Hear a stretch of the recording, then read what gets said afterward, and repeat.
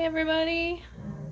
This week we're going to do the beginning stages of making this fun little sunset scene. You guys can put your own twist on it. You guys will, especially the kids who are in Watercolors 2, you're going to have an extra challenge. I'm going to keep this very simple for Watercolors 1 group.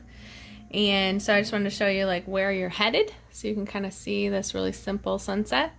And without further ado, we'll get started so you can see it a little bit closer. There you go. Got some stars up there. That'll be fun. All right. Here we go. So the first thing you're going to do is we tape down. You can tape down. I'm still debating on what size I'll have Mrs. Stevenson start you guys off with. But anyway, you'll tape down your paper right to the table, and you can use your washi tape, or I have those masking tape rolls. Next up, after I make sure I really got those edges smoothed, is I'm going to grab one of the bigger brushes so I can do a nice wash. You guys have different brushes. These are my brushes I use at home. So, alright, so I just got it wet in some nice clean water. And then I'm going to just start. So this is our wet on wet technique we talked about during our technique charts that we were doing for watercolors. You guys are going to finish one last section up also. So before you even get to this fun sunset, you guys are going to do your bubble wrap effect. But then you get to go move on to this. So I got this sufficiently wet. You can see there's a sheen. It's reflecting my light. And so I got it nice and wet, and then you can decide how you go, but I like to go up this way for a little bit first with my yellows, just because I feel like I do a better job of not muddying my colors when I start from the bottom up. And so normally sunsets, and you can decide, your sunset does not have to have any yellow in it whatsoever, you guys. This is your sunset. I'm just going to throw in all the colors so that you guys get a good idea of what it looks like or what colors you want to use as you're blending. And so again, this is wet on wet, so I'm just going to come in here from the bottom up, and I'm just going to throw in some yellow. And alright, so you see that? That was simple, wasn't it? Now I can come back in a little bit and make some of my streaks a little bit brighter, but this is not something where we're stressed because this is wet on wet technique. So I'm just going to get that yellow off before I go into my next color. And then I'm going to use my handy dandy sponge, do some blotting, right?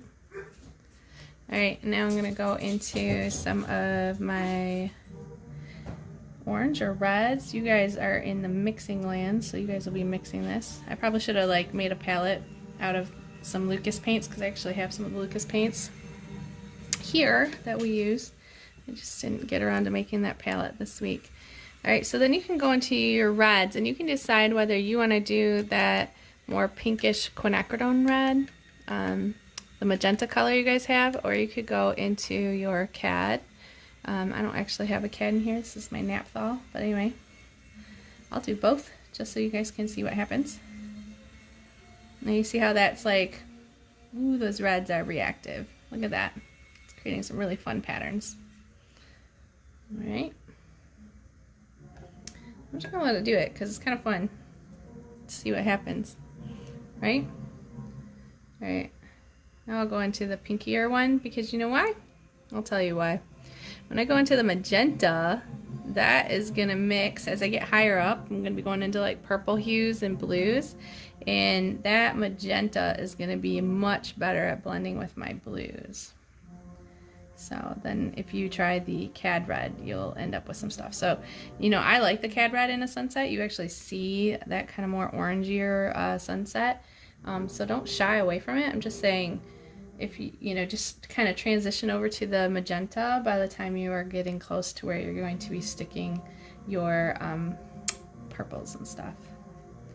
My paper's getting a little wet, so I'm just gonna, remember how I showed you guys how if you blot the water out of your brush, then you can come back in and kind of grab some of that water that's getting into a puddle. Right? Like right in here. Creates another effect anyway. It's kind of fun. Again, we're not stressing. We're gonna do a few layers on this and let it dry. We are still looking for more donations of blow dryers, or if you want to bring in a blow dryer with you to class, like if you get a travel one, that's fine too. Alright, as you see, I'm kind of going into some purple. You can mix some purple on your palette. For sake of time, I'm not doing that. I'm just using some of my actual purple color. Bring it down into my reds.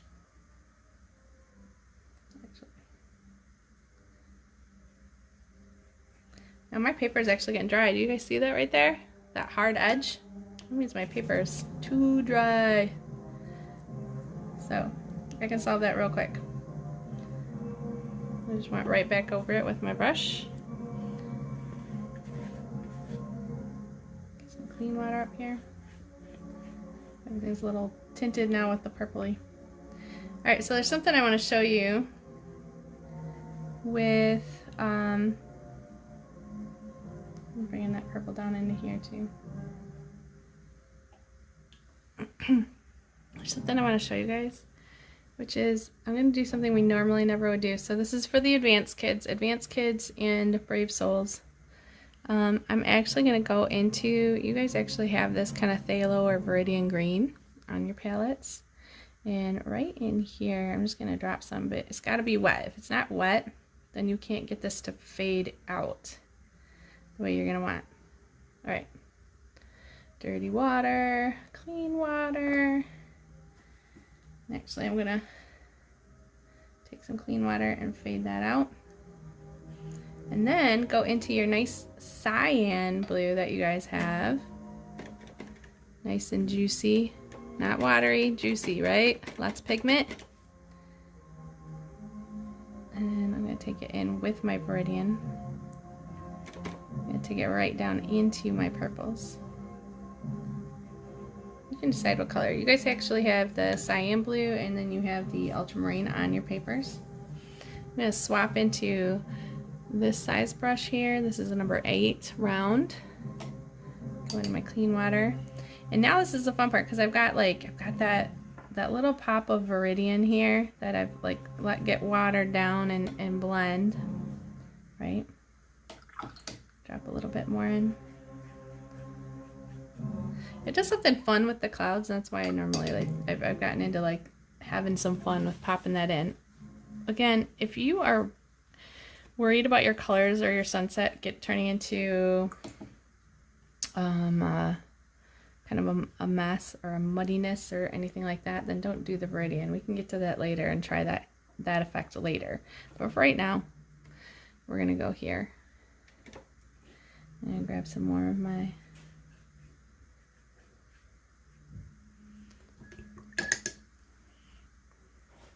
Now, the thing with doing your sunsets, you guys, is because it's a wet on wet technique and it's a big piece of paper that we've wet down, it does have a tendency to get too wet. So every once in a while, blot your brush out, grab some color. All right, now at the very top, you're gonna mix up a really deep dark blue. And your deep dark blue, you can use some of your brown tones on the side of your palette, and you will mix up some deep dark blue with that, with your ultramarine, and it'll make a really deep color similar to the deep color you're seeing on mine. Now I'm going to bring this deep color into other sections, and I'm kind of trying to do them in little bumpy shapes, okay, like little cotton candy mountain rolling hills, and they're going to fade out, but they're kind of giving you hints of clouds. And you see how it keeps fading out, so that's why I'm coming back in again. But I don't want to cover up some of those little pops where I had that viridian in there. But here's the fun part. Again, it's just when you're painting a sunset and you're locking in some clouds, it's not a super precise thing. So you're gonna see me go like blot, blot, blot with my brush, and then I kind of just whip across the bottom. And then because it's wet, it kind of creates soft cloud effects. Okay? Without me having to do a whole lot of work, right? Now this paint up here, it will not come out nice and dark unless it's juicy and heavily pigmented, right? We know that. Let me bring a few down here. Just because. And I'm going to make this one a little more substantial. All right. It's kind of busy. Now down here, it's starting to get a little drier, and I've got a puddle that developed right there. So I'm just going to really rinse out my brush really quick, get most of the water off of it, and I'm just going to go grab some of my magenta and just go into that wet area. And this is a cool effect that I'm about to show you, because some of this area is still pretty wet, like you can see the puddle and everything, but some of it is kind of dry, like over here. Like you see how that gives like a really fine, sharp edge. And so because that is a little too tight, and then that's really wet, that's a puddle.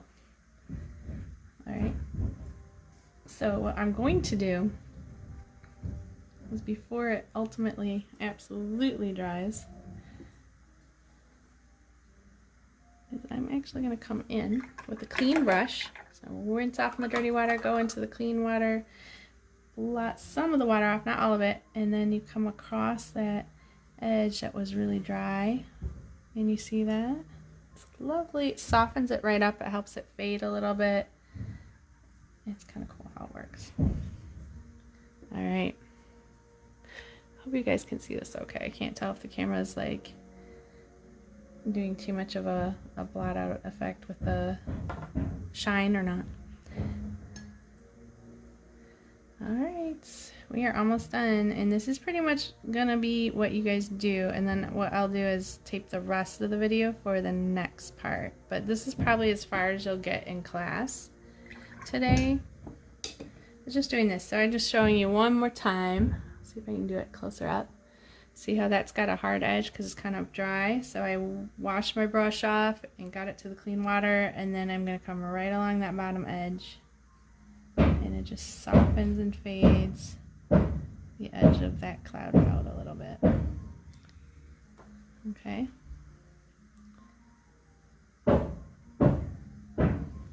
Boo-boos happen, wash your brush off again, and soften the edge.